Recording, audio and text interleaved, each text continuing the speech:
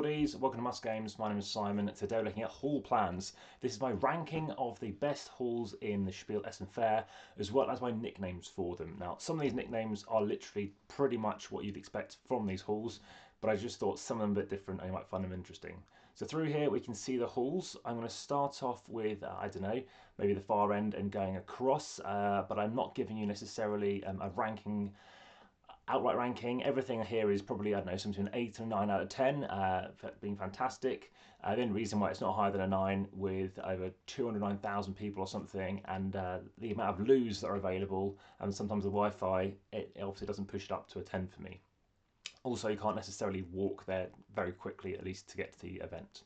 So starting off with Hall 8, I will be zooming in and going into each of these halls, just taking you through some of these exhibitors and maybe what they've got to show as well. So at Hall 8 over here, I again will be clicking on it, but as you can see, there's nothing to click at the minute. Hall 8 obviously is the worst one because there's nothing there. Hall 7 is the worst one after that, but it is getting better next year because there will be some exhibitors. 295 at least have missed out, so that is getting at least partially populated. Hall 6 has only been partially populated in the past. Last year I think it was full, but the year before that it was partially full, and even I think Hall 5 I've seen bits of. So speaking about my least favourite, it's not my least favourite, it's just some that I like going to more frequently. Well, they've changed it since last year. So for example, you have, this is where I'm talking about miniatures and Euro games and stuff like that, so hopefully you know my terms. If you don't, please make sure you just ask me in the comments below.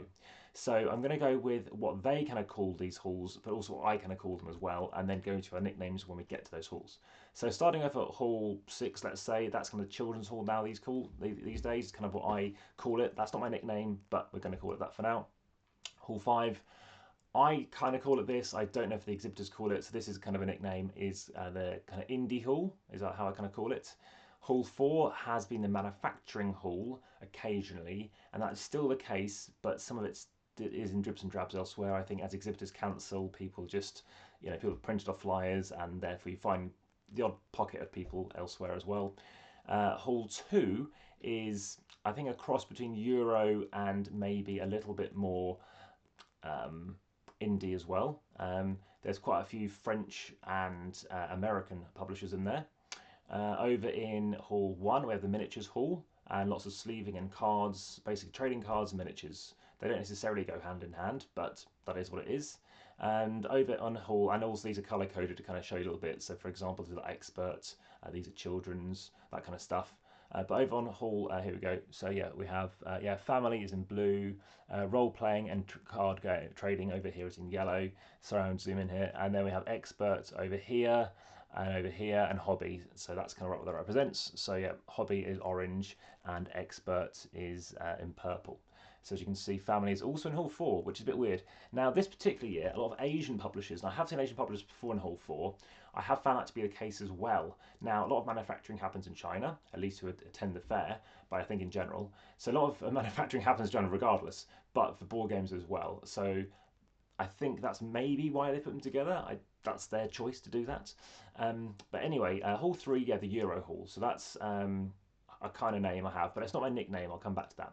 So of my hall, which one am I zooming in on first? Well, based on this year, I would probably go with Hall 1 because miniatures and trading cards isn't a big thing that I go off. There's a couple of stalls in here that I'm keen to try and look into, but not many. And I'll give you my updates on that when I get there. I'll be giving you a walkthrough of the halls, so check that out and I'll show you when I get there.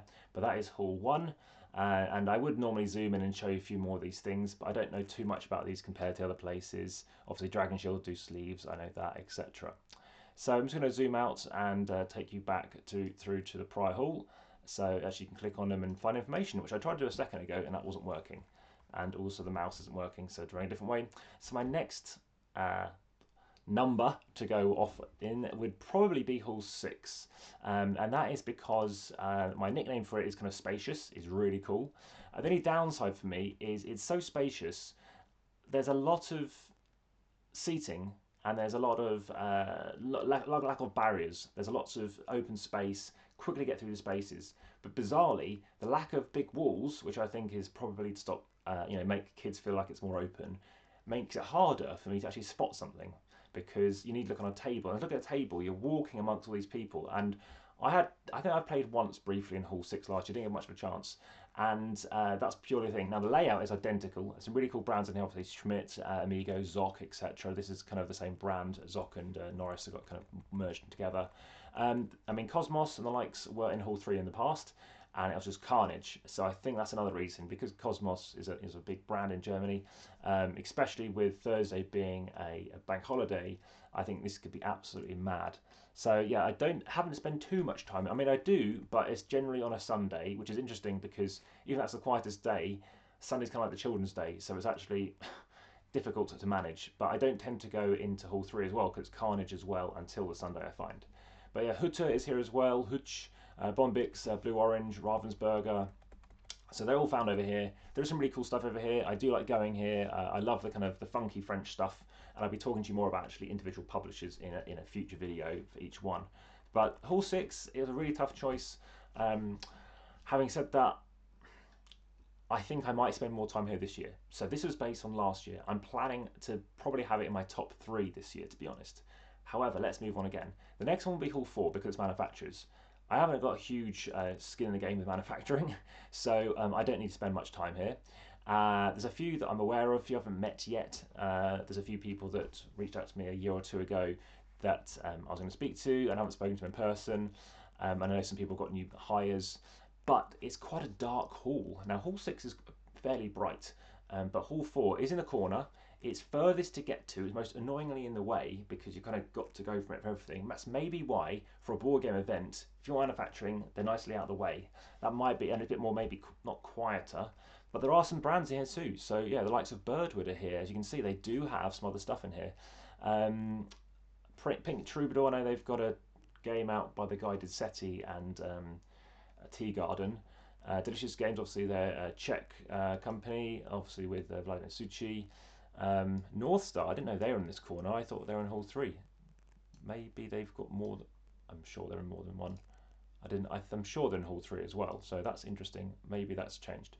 And hopefully this can just go away, but I don't know if it will. Let's see what else we have. So Starry Games.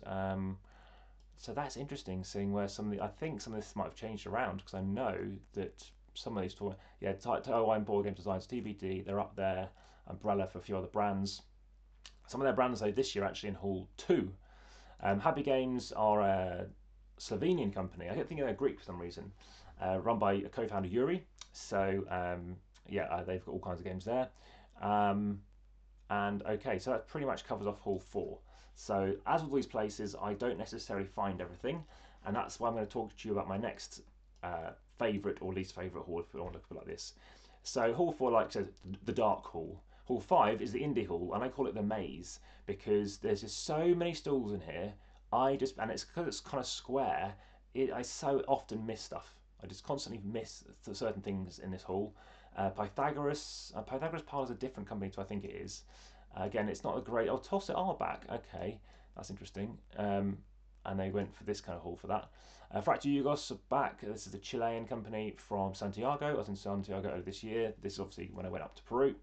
Standard Drums are back again as well, and Arclight. Okay, this is so now they've got some of the Asian stuff going on, and now they're over in Hall 5. This has definitely changed again. So they've moved over here. Paco Sacco are back. That's the chess company where you join stuff together. Who else do we have? Silex are back. Again, they were in Hall 3 before. And then who else can I recognise that I can say anything about? Well, Yumbo are back. Obviously, they're known for their games such as Stratego, which I actually quite enjoy. I've been playing on the app. It's a free app. Gameland Games, obviously Tiny Epic series. I've got a friend who works there. And then Big Potato next to them. And yeah, so it's looking pretty good. Dino Toys is another company that does League of Six, the complete edition. This is the company Adam's Apple, which does Planets Unknown. Mandu do games like 12 Chip Trick, which you'll see on the channel as well. Japanime Games, Heart of Crown, my video is going live today at time of recording, so this video is going to come out I think a day or two afterwards. Of course, Oink, nice tiny small box games, loads of stuff for them. Also InPatience, check out my Scovatir, I keep pronouncing that wrong, game as well. That is a 1 to 2 player solo game developed by Shady Torpe, the founder, but designed by, I can't remember his name, but I want to say Jasper Philipsen, but he's a Danish cyclist. So it's a guy, Peterson, I think, over in Denmark. So there we go. We have got most of things looked at in Hall 5. Again, more details when I'm actually going to be over there. Next up is, so we're on to, I think, only 2 halls left. So Hall 3 and Hall 2. Well, let's start off with, let's go with Hall 3. So I think Hall 3 is my second favourite hall this particular year. It's big, it's intimidating. I had a great time last year. I just love living in it. It was that good. I just spent my whole time pretty much in Hall 3. It was that good. Who can we talk about in here? So settees come out. Eurohelder inserts. Mid hall, they have Beast. That's right behind me over here. We have, check out my videos, Astronites. And that's over here for Indie Balls and Cards. We have Iron Games with Discordia. Obviously Dice Tower, the best guys in the industry. Iron Games have Station 4 with like a monkey on the front. Inside Up, Earth, obviously I've got another stuff to bring you for that. Stomai, I've got videos on the channel for, I forgot the name of it now, Pendulum. Fantasia Games has Johnny Pack, so he's a designer in that. Destinies, I've got Lucky Duck over here, so check out my video for Destinies. Flamme Rouge BMX, check out my video from New the Pleat for them, and also check out my, well, they've got Grand Tour coming too. Captain Games, they do Path of Civilization. I've got images over on Instagram for me playing that. And who else can I spot? That's mainly it that I know of stuff that have stuff out. Obviously, Two Tomatoes, you can check out my stuff for, again behind me, March of Progress and Ming Voyages. More stuff coming in terms of, I've got on the shelf behind me. So yeah, like, subscribe, hit the notification bell. More stuff from Schmidt. So over here you can find stuff like Daybreak. I'll be filming this morning actually. I've had that for quite a few months. We've got Grand Gamers Guilds. I've got Grunt on the shelf. Check my stuff. I've got a playlist for Grand Gamers Guilds, so check out that as well. What else is there? That pretty much covers everything I'm aware of. Wise Wizard. I've got the Epic series and more stuff to show you for that too. From Chili Fox Games, I've got Footprints. So there's another video coming live very soon, any day now. Oh, Grail Game, cool. That pretty much covered everything off over there that I wanted to show you. But if I head back, finally, obviously, Hall 2. So why is Hall 2 my favourite this year? It's an airy hall, so I call it the airy hall. It's just quite bright. It's like Hall 1, it's bright, but it's a bit more interesting.